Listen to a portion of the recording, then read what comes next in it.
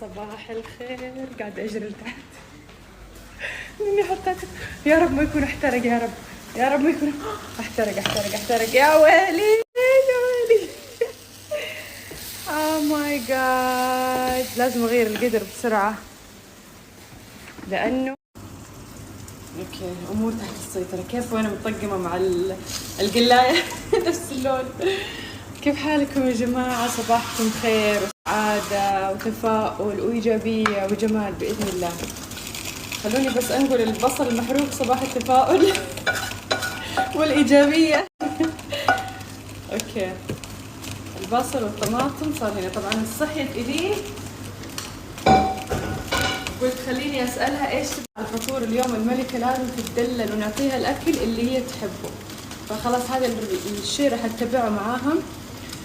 يعني راح أسألها إيش تبغى. أنا دائما ترى أسألها، بس مثلا تقولي أبغى كورنفليكس، أحط لها كورنفليكس وما تاكله. فمن اليوم ورايح راح أخليها هي تختار الأكل اللي راح ناكله. فطور طبعا وعشاء، الغداء لا، هتاكل على كيفي. وكمان راح اخليها هي تشارك في الطبخ عشان ايش تتحمس انها تاكل. الحين ساعدتني قالت لي ابغى بيض اللي سويتيه من زمان وكنت تصوري سناب وكان فيه جبنه. بعدين قعدت افكر تذكرته كان بيض عباره عن كذا بصل مع طماطم، حطيت له بيض وحطيت له جبنه ومره عجبها. فقاعده اسوي لها اياه. اسوي لها احلى صباح ولا لا لما توصل الشحنات. يا ويلي انت روح الفرن لو سمحت، انا ماني صلاح. تفضل. والله يلا الرجال استني حرام، حسسني كأنك حافي تمشي. هذا اوبا اونلي ذس كمان تقول له. يا صباح الجمال وصباح الإيجابية. لا وش حترميها جوا حتنكسر. في صحون ترى هنا. الله، هذا الصباح ولا بلاش؟ الحمد لله يا رب. ان شاء الله يا جماعة اذا فضيت اليوم حوريكم الاشياء اللي وصلت. بس عندي تصوير اليوم، تصوير فلوجين، فحياخذ موضوع وقت. يعني احتمال اغيب عنكم من السناب، بس ان شاء الله اول ما اخلص تصوير راح ارجع لكم. فالحين راح نحط البيض. جربوه يا جماعة البيض بهذه الطريقة مرة لذيذ، خاصة مع الطماطم التشيري الصغيرة. تقطعوها كذا بالنص، شوية بصل، ممكن تضيفوا شوية صوص الطماطم اللي تبغوا، وتكسروا البيض وبعدين تحطوا جبنة مثلثات. مرة لذيذ، بس تخلوا البيض يتقمر من تحت كذا، مو تنزلوه بسرعة.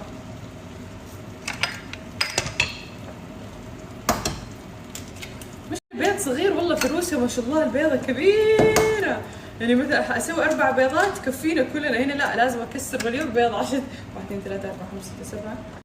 وحشني الفوليوم في شعري، وحشني الفوليوم. احس من بعد ما سويت شو اسمه هذا، مو بروتين، كولاجين، والله نسيت ايش سويت لشعري.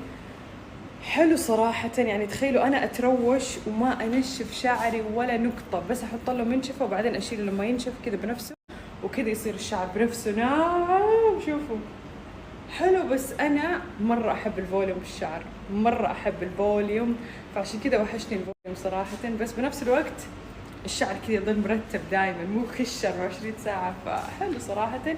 لكن كمان العيب اللي أحطه إنه شوفوا شعري صار فيه شوية بني، شوية على حمار، وانا احب لما يكون شعري يعني اسود يكون اسود فاحم.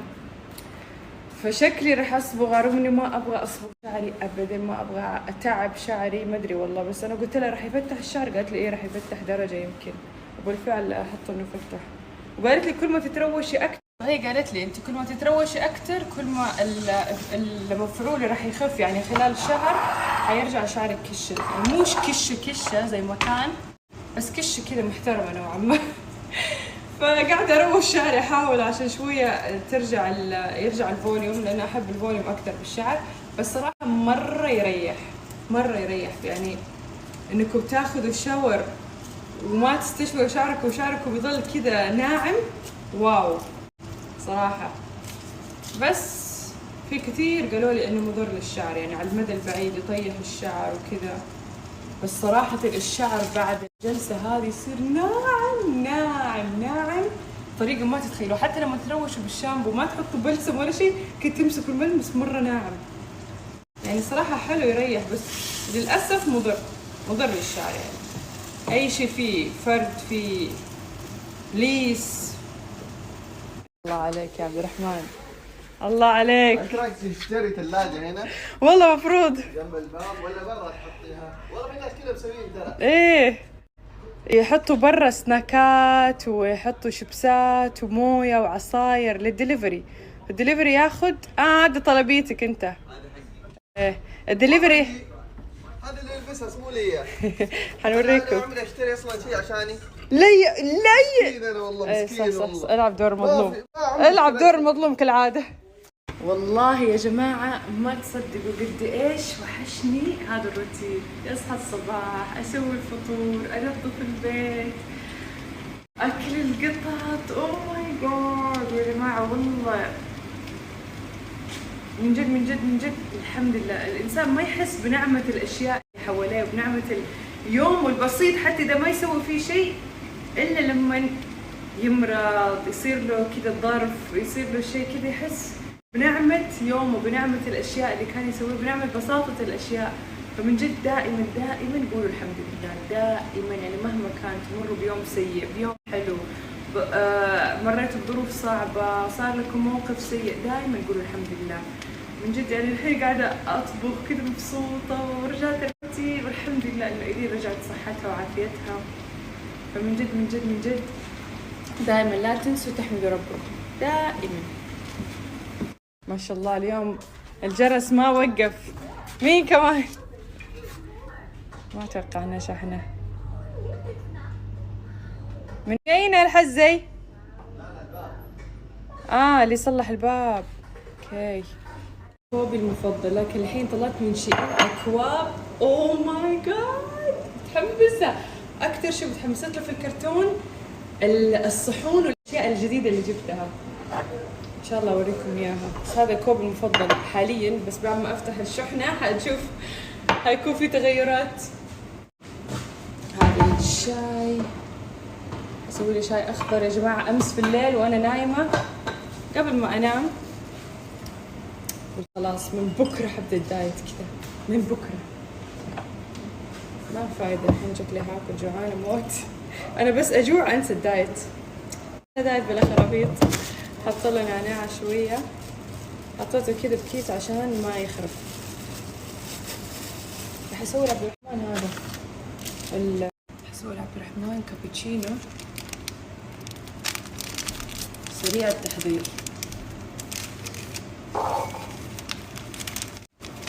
انا مو مرة من محبي القهوة صراحة، يعني افضل اشرب هوت شوكليت، شاي كذا. في ناس مستحيل يعيشوا بدون قهوة، خاصة لما يصحوا الصباح. أنا لا عادي. أمي لازم أول ما تصحى الصباح شاي، وقبل ما تنام شاي، وطوال اليوم شاي. حتى جبت العيد. حتى إذا ما جالها نوم إيش تشرب؟ تشرب شاي. تخيلوا. بس الريحة مشهية صراحة، مرة مشهية.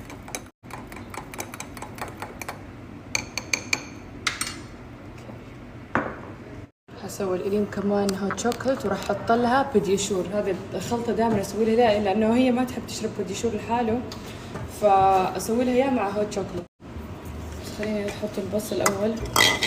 هذه الحافظة مرة حلوة، تحطوا فيها البصل الزايد. في عندي واحدة على شكل ليمون، لما اقطع ليمون وما احتاج النص الثاني احط جوتها الليمون. في كمان على شكل توم، تحطوا مثلا تقشروا توم عشان يكون جاهز في الثلاجة تحطوه، مرة حلوين.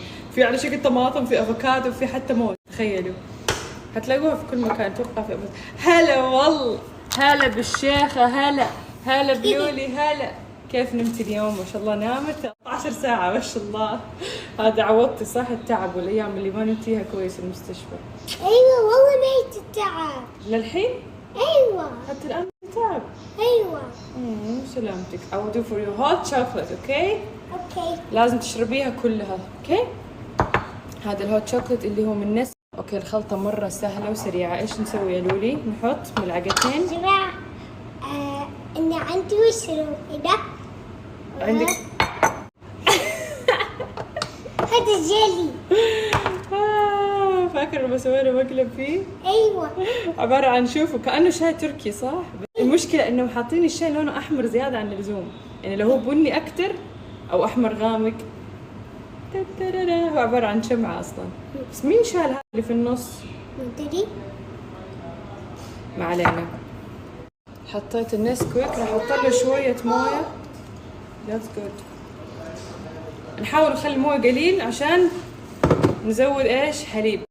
حليب كامل الدسم، كل ما كان في دسم اكثر كل ما كان احسن. في روسيا الحليب الدسومه تختلف، في الدسم القليل، في الدسم الكثير، في الدسم المضاف، في كل شيء عندهم، في الاجبان، في القشطه، في الحليب. تلاقوا عندهم حليب حتى لونه كذا اصفر برتقالي من كثر ما هو في دهون. فالبيدياشور لما تسووه مع الهوت شوكليت انتبهوا تحطوه على مويه حاره لانه البروبايوتكس اللي فيه تموت. كذا انا احط مويه حاره شويه والاكثر احط حليب، وبعد كذا نخلط ونضيف البيدياشور. البيدياشور هذا البيدياشور انا اجيب لها اياه بنكهه الفانيليا، بس عندهم في نكهه الشوكولاته وفي الفراوله. اتوقع هذول النكهتين بس. وهذا يعتبر مكمل غذائي، يعني ما شاء الله في فيتامينات وفي معادن وفي اشياء. وفي ناس يقولوا انه البيدياشور يفتح الشهيه ويخلي الطفل اسمن وكذا، بس ما ادري انا حسيت مع ايلين ما سوى شيء. بس يلا معلش، اهم شيء ايش؟ انها تشربه وتاخذ فيتامينات والمعادن اللي فيه. طبعا الدكتوره قالت لي انه لازم اعطي ايلين ملتي فيتامين اللي هي فيتامينات يوميه، واعطيها بروبايوتكس لانها تاخذ المضاد وبس.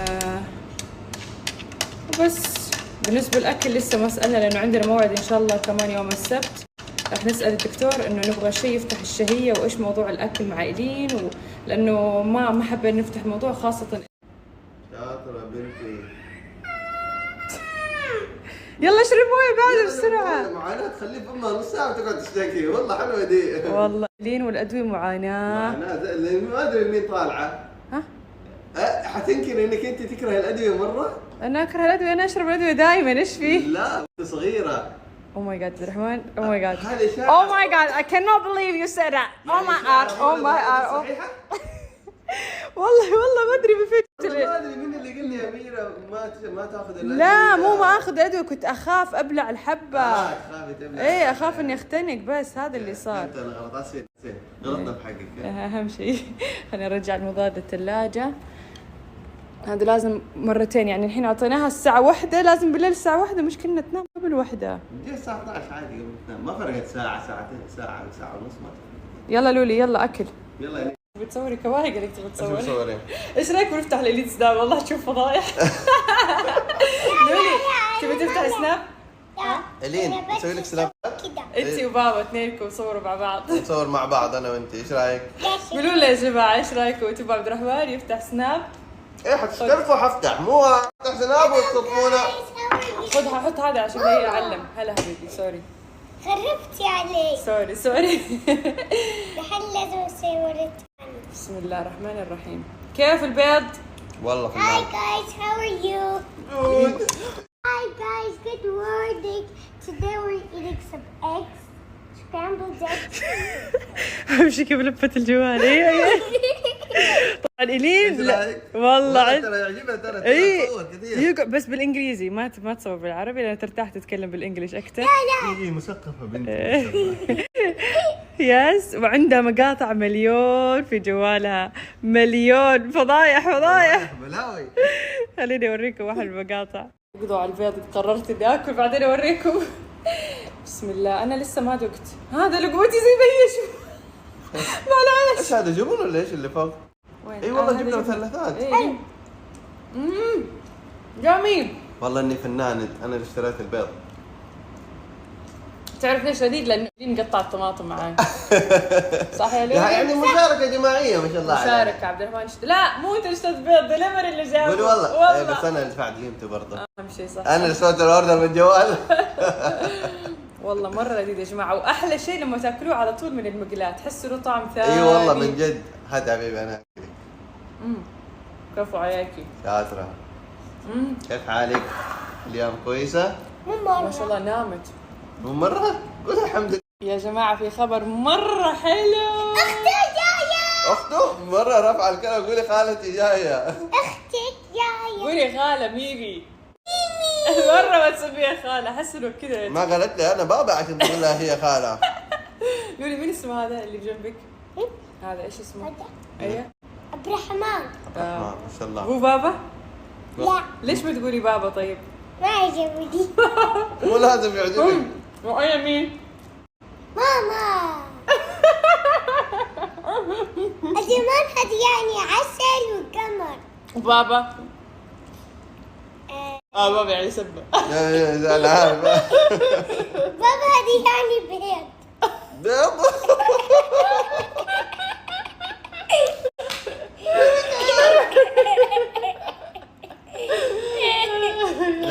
خلينا على عبد الرحمن احسن. بسم الله.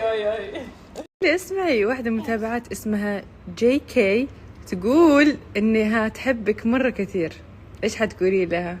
والله انت عسل، انا احبك اكثر. يا عفري.